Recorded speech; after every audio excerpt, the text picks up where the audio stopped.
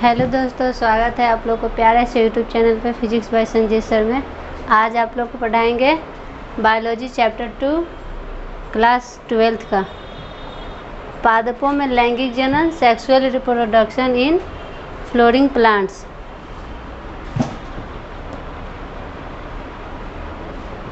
तो देखिए,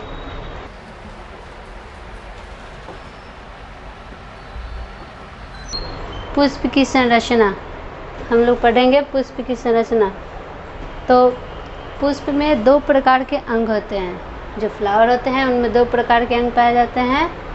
पहला है सहायक अंग और दूसरा लैंगिक अंग, जिनमें लैंगिक अंगों को हम लोग आवश्यक अंग भी कहते हैं। तो देखिए, सहायक अंग में कौन कौन आते हैं, पुष्प का कौन सा भाग है जो सहायक अंग में आता है। तो देखिए, बाह्य दलपुंज और दलपुंज। तो सहायक अंग में बाह्य दलपुंज और दलपुंज आता है, और लैंगिक अंग में पुंकेसर और स्त्री केसर, ये दो भाग लैंगिक अंग में आता है। तो देखिए, यहाँ पुष्प का किस तरह से होता है डायग्राम देखिए। तो पुष्प का ये जो भाग होता है, ये जो ग्रीन वाला भाग है, इस पार्ट को हम लोग दलपुंज कहते हैं, बाहरी दलपुंज। सॉरी,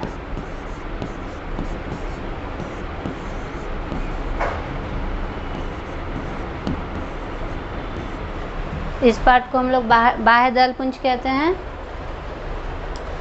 जो दलों से मिलकर बना होता है, और ये पुष्प के अन्य भागों को रक्षा करता है।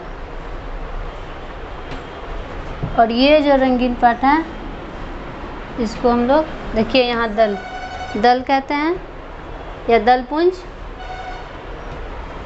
और इस पार्ट को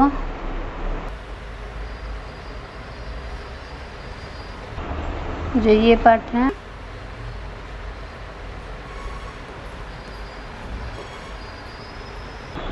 ये पुष्प का मादा जनन अंग है।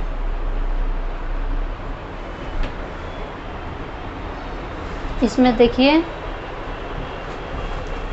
इस पार्ट को वर्तिकाग्र कहा जाता है, और ये जो पतले नालीनुमा संरचना है उसे वर्तिका कहते हैं। और इस पार्ट को अंडाशय कहा जाता है, इसके अंदर बीजांड होता है। तो ये वर्तिकाग्र, वर्तिका और अंडाशय, ये तीन पार्ट जो होता है फूल का, स्त्री केसर होता है, ये मादा जनन अंग होता है। और वहीं देखिए, ये एक पुंकेसर है। पुंकेसर का इस पार्ट को तंतु कहते हैं या पुतंतु कहते हैं, और इस पार्ट को हम लोग परागकोश कहते हैं। परागकोश में परागन होता है, और इन पूरे पार्ट को हम लोग पुंकेसर कहते हैं। देखिए, ये यहाँ अंड या अंड कोशिका है, और ये बाह्य दलपुंज है।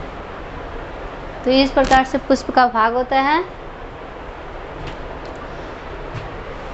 पुष्प का स्त्री जनन अंग, स्त्री केसर भाग में, मतलब पुष्प का मादा जनन भाग में वर्तिका, वर्तिकाग्र, अंडाशय होता है, और वहीं नर जनन भाग में परागकोश, जिसमें पुतंत और ये पुंकेसर होता है। पुंकेसर में परागकण बनता है। आइए अब देखते हैं बाहरी दलपुंज क्या होता है। तो बाहरी दलपुंज ये पुष्प का प्राथमिक चक्र होता है, जो बाहरी दलपुंजों से मिलकर बना होता है, और ये फूल के अन्य भाग जैसे पत्ती, कली, अन्य भागों की ओर रक्षा करता है। कौन? तो बाहरी दलपुंज। तो ये पुष्प के अन्य भागों को रक्षा करता है। नेक्स्ट है दलपुंज। तो दलपुंज क्या होता है? तो दलपुंज पुष्प का दूसरा चक्र होता है, जो दलपुंजों से मिलकर बना होता है, और ये रंगीन होता है, और रंगीन होने के कारण ये कीटों को अपनी ओर आकर्षित करता है। नेक्स्ट है पुमंग। तो पुमंग क्या होता है? तो पुंकेसरों के समूह को पुमंग कहते हैं, अर्थात बहुत सारे पुंकेसर मिलकर पुमंग का निर्माण करता है। अगला जायांग। तो जायांग क्या है? तो स्त्री केसर के समूह को जायांग कहते हैं और इसमें बहुत सारे स्त्री केसर मिलते हैं तो जायांग का निर्माण होता है। पुमंग जो होता है पुष्प का, पुमंग जो होता है पुष्प का नर भाग होता है और वहीं जायांग जो होता है पुष्प का मादा भाग होता है।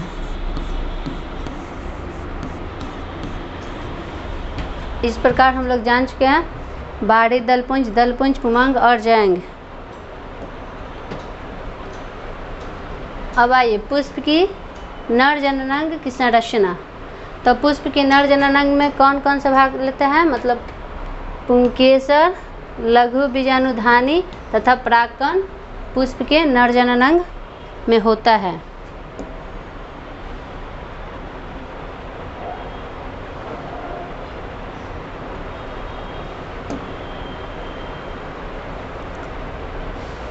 तो देखिए पुंकेसर क्या होता है? तो पुंकेसर के माध्यम से परागण की क्रिया संपन्न होती है और ये लघु बीजाणुधानी होता है जो द्विगुणित होता है। नेक्स्ट है परागकण। आइए अब देखते हैं, ये पुष्प का पुंकेसर है। ये एक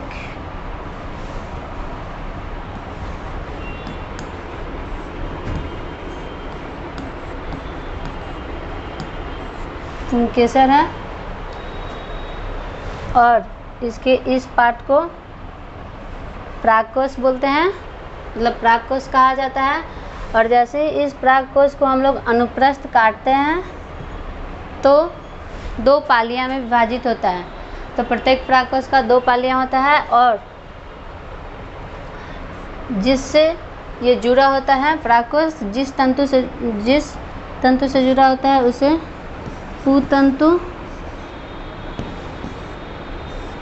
पुतंतु या केवल तंतु कहते हैं।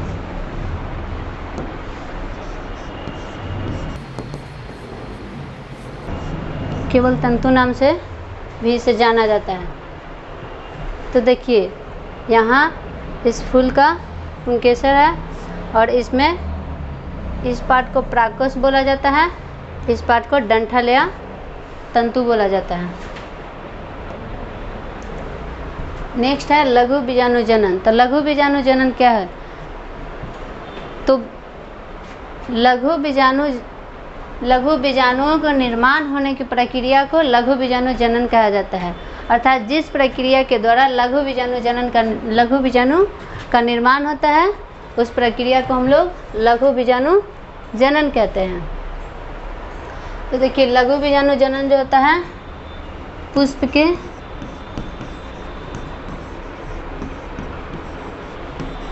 नर भाग होता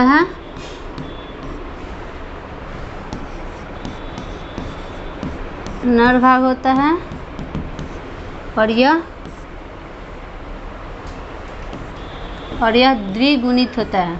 लघु बीजाणुजनन द्विगुणित होता है। अब आता है लघु बीजाणु। तो प्रत्येक लघु बीजाणुजनन कोशिकाएं विभाजित होकर 4 अगुणित कोशिकाओं का निर्माण करता है। मतलब 4 अगुणित लघु जनन कोशिकाओं का निर्माण करता है जिससे लघु बीजाणु कोशिका बनता है। तो हम कह सकते हैं कि लघु बीजाणु को हम लोग इस तरह से परिभाषा दे सकते हैं कि प्रत्येक लघु बीजाणुजनन जो होता है कोशिकाएं 4 अगुणित लघु बीजाणुओं में विभाजित होता है। और देखिए लघु बीजाणु का निर्माण किस तरह से होता है। तो ये पुष्प का जो परागकोश होता है उस 2 पालियों में विभाजित होता है। उसमें प्रत्येक पालियों में इस तरह का 4 कोष्ठक होता है और ये 4 कोष्ठक जो होते हैं 2 या 5 स्तर बनाता है। तो इसमें देखिए इसका ये बाहरी स्तर है, सबसे ये जो होता है सबसे बाहरी स्तर है, जिससे हम लोग एपिडर्मिस या बाहरी परत कहते हैं। एपिडर्मिस या बाहरी परत कहते हैं। उसके बाद नेक्स्ट उसे हम लोग एंडोथीसियम या अंतः परत कहते हैं। उसके बाद एक मध्य परत होता है जिसे मिडिल लेयर कहा जाता है।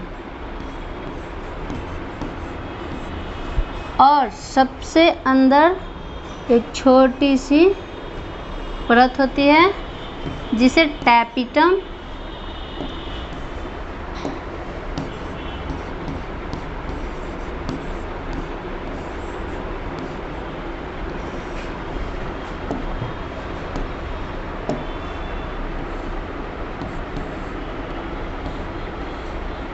सबसे छोटी परत को टैपिटम कहा जाता है। और टैपिटम का कार्य होता है लघु बीजाणु को पोषण प्रदान करना, और इसी के माध्यम से लघु बीजाणु जो है पोषण प्रदान करता है और लघु बीजाणु का निर्माण होता है।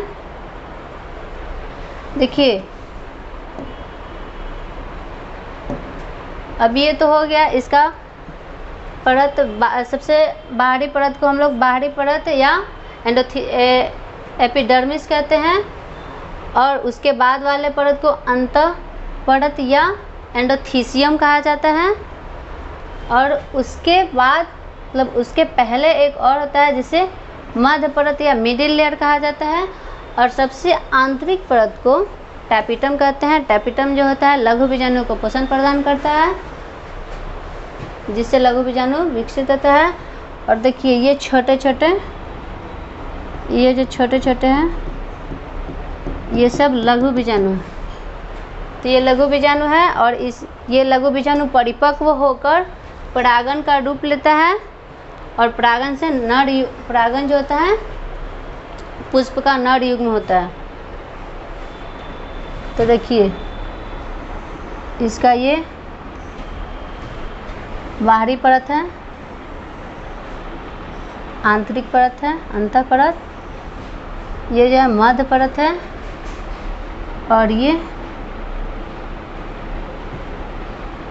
और इस परत को हम लोग टैपिटम कहते हैं।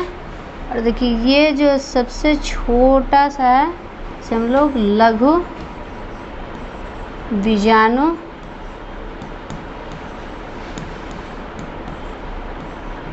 ये लघु बीजाणु है जो परिपक्व होकर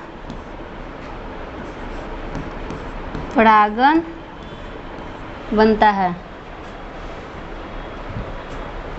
तो इस प्रकार से हम लोग लघु बीजाणु का निर्माण देखें। नेक्स्ट है परागन की संरचना। तो देखिए परागन की संरचना में क्या होता है, जैसे ही लघु बीजाणु कोशिका जो लघु बीजाणु जनन जो होता है विभाजित होकर 4 अगुणित लघु बीजाणु का निर्माण करता है। तो ये 4 अगुणित लघु बीजाणु हैं।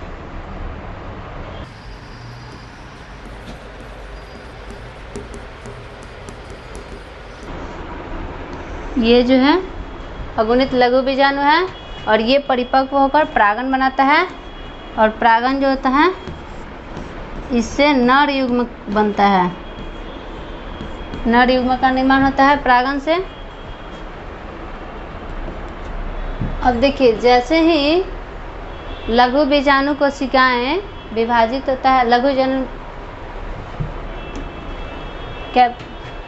जैसे ही लघु बीजाणु कोशिकाएं अगुणित 4 लघु बीजाणु का निर्माण होता है, तब उसमें से प्रत्येक लघु बीजाणु जो होता है 2 प्रकार की कोशिका बनाता है। एक बड़ा कोशिका और उसके अंदर एक छोटा कोशिका होता है। आप यहाँ देख सकते हैं एक बड़ा कोशिका है जिसके अंदर एक छोटी सी कोशिका है। यहाँ देखिए, ये एक बड़ा कोशिका है, ये एक बड़ा कोशिका है और इसके अंदर ये एक छोटी सी कोशिका है और दोनों का अलग अलग केंद्रक है। जो बड़ा कोशिका है उसको कायिक कोशिका,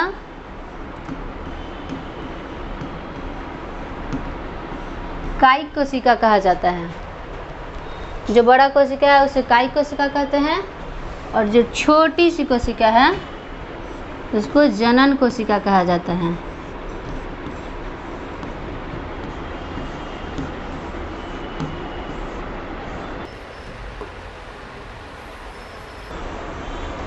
छोटी वाली कोशिका को जनन कोशिका कहा जाता है।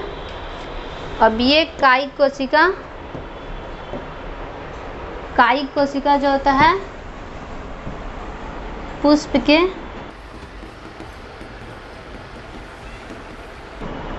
मादा भाग में परागन के समय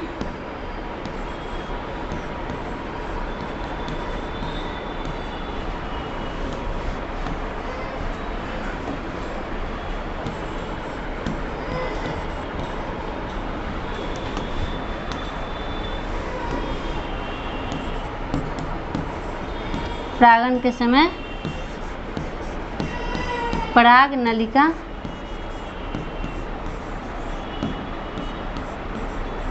का निर्माण करती है।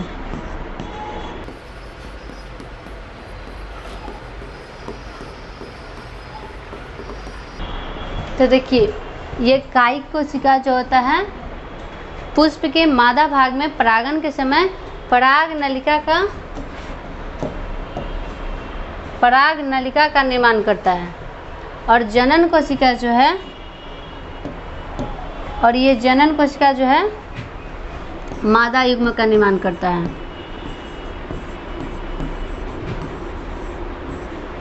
मादा युग्म का निर्माण करता है और जनन की क्रिया में भाग लेता है। तो ये तो हो गया। अब ये दो कोशिकाएं जो बना, वो कोशिका दो परत से घिरा होता है। दो परतों से घिरा होता है, जिसका आंतरिक परत, देखिए ये परत जो है जिसका, ये आंतरिक परत है। तो इस आंतरिक परत को अंतःचूल,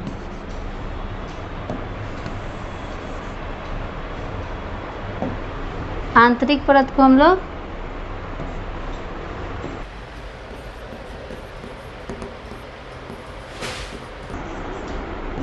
आंतरिक परत को अंतःचूल कहा जाता है और ये जो परत है बाहर की ओर, इसे बाहरी चूल कहा जाता है।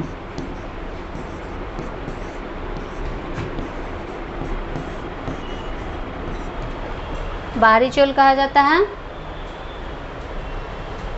अब ये दो परतों के बीच में जो ये गोल है, ये एक छिद्र है। जो दो परत के बीच में एक गोल यहाँ दिखाई दे रहा है, ये एक छिद्र है। इसे हम लोग जनन छिद्र कहते हैं।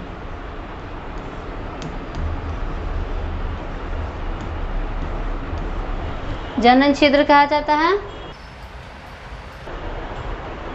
और जो बाह्य परत, जो बाहरी चोल होता है, वो स्पोरेलिलिन से मिलकर बना होता है और अंतःचूल जो होता है पेक्टिन और सेलुलोज से मिलकर बना होता है।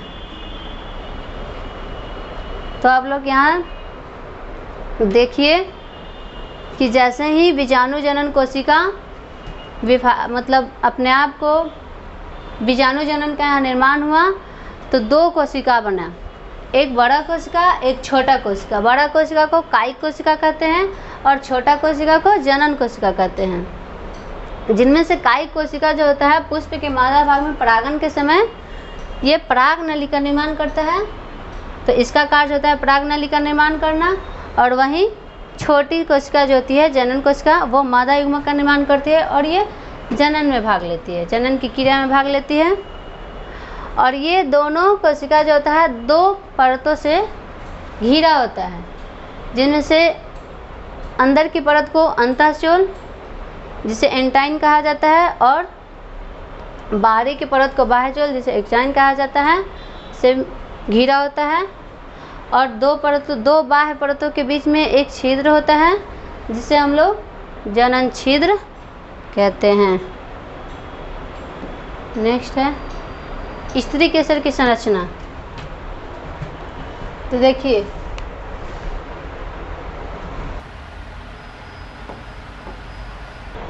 ये पुष्प का स्त्री केसर पार्ट है, मतलब मादा पार्ट है, मादा जनन भाग है। और इसमें देखिए ये कुंडीनुमा संरचना होती है और यहाँ पे परागन की क्रिया संपन्न होती है, इसे वर्तिकाग्र कहा जाता है।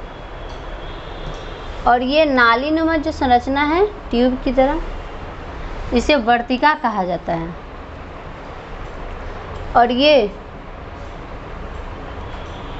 अंडाशय भाग है, पुष्प का अंडाशय भाग है और इसमें ये बीजांड होता है और बीजांड के बीच